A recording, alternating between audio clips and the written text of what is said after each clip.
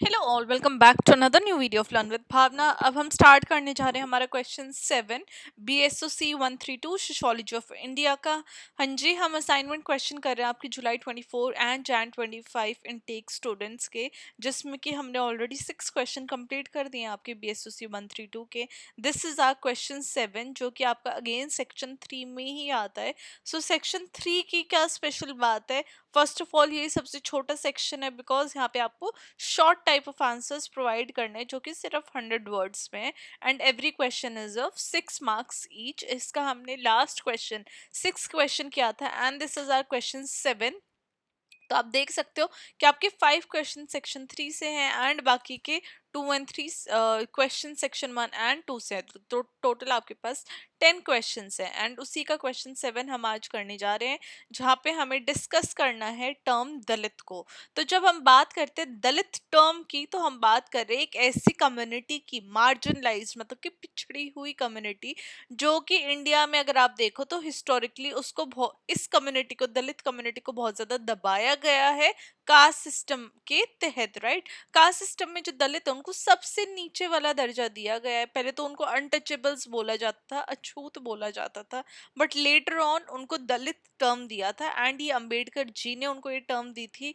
Now जो दलित term है वो मराठी वर्ड से डिराइव किया गया है, जिसका मीनिंग है ब्रोकन या फिर ओप्रेस, मतलब कि जो जो इंसान टूट गए हैं या फिर जिनको दबाया जा रहा है, जो कि एक तरीके से अपने आप को रेजिस्टेंस शो कर रहे हैं सेल्फ असर्शन से, राइट। अब दलित को पहले अनटचेबल्स बोला गया था, ये मैंने आपको ऑलरेडी बता दिया है, बिकॉज उनको सोसाइटी से अलग कर दिया गया था। इकोनॉमिकली वो स्ट्रांग नहीं थे और बहुत ज़्यादा वो डिस्क्रिमिनेशन फेस करते थे।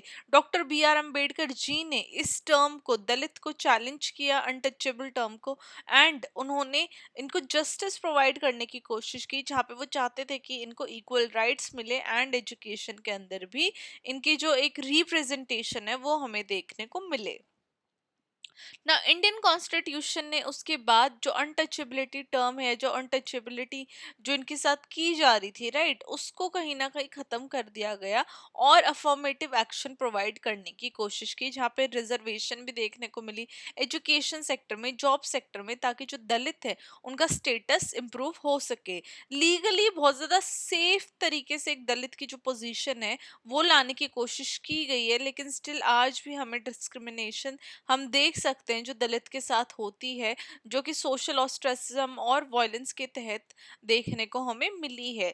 दलित पैंथर्स और लिटरेचर बाय दलित जैसी जो मूवमेंट्स है वो भी आगे आई हैं, जहाँ पे जो राइटर्स है उन्होंने सोसाइटल प्रेजुडिस को जो है चैलेंज किया है and identity as well as dignity को प्रमोट करने की कोशिश की है।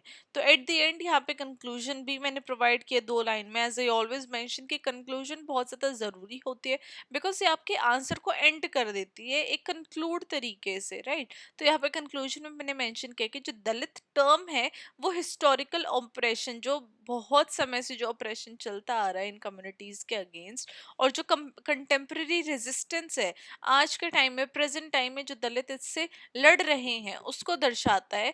जो ऑनगोइंग स्ट्रगल चल रहा है दलित का, जहाँ पे वो सोशल जस्टिस की मांग करते हैं और इक्वालिटी चाह रहे हैं इंडिया के अंदर, वो हमें एक देखने को मिलता है। इसलिए जो टर्म दलित है वो निकल के आया है। तो ये हमारी कहानी थी टर्म दलित की, एंड कैसे जो कम्युनिटी थी उनको पहले अनटचेबल्स, अछूत बोला जाता था, एंड कैसे वो टर्म धीरे धीरे अछूत से हटके दलित पे आ गई। एंड ये टर्म जो है वो BR अम्बेडकर जी ने दिया, ये भी आपको पता होना चाहिए, ये भी एक काफी इंपॉर्टेंट इंफॉर्मेशन है। सो ये हमारा क्वेश्चन था जहाँ पे हमने टर्म दलित के बारे में जाना, इसकी जो हिस्टोरिकल बैकग्राउंड है और क्यों ये टर्म दी गई और आज के टाइम पे क्या रेलिवेंस है, वो हमने इस आंसर में जाना।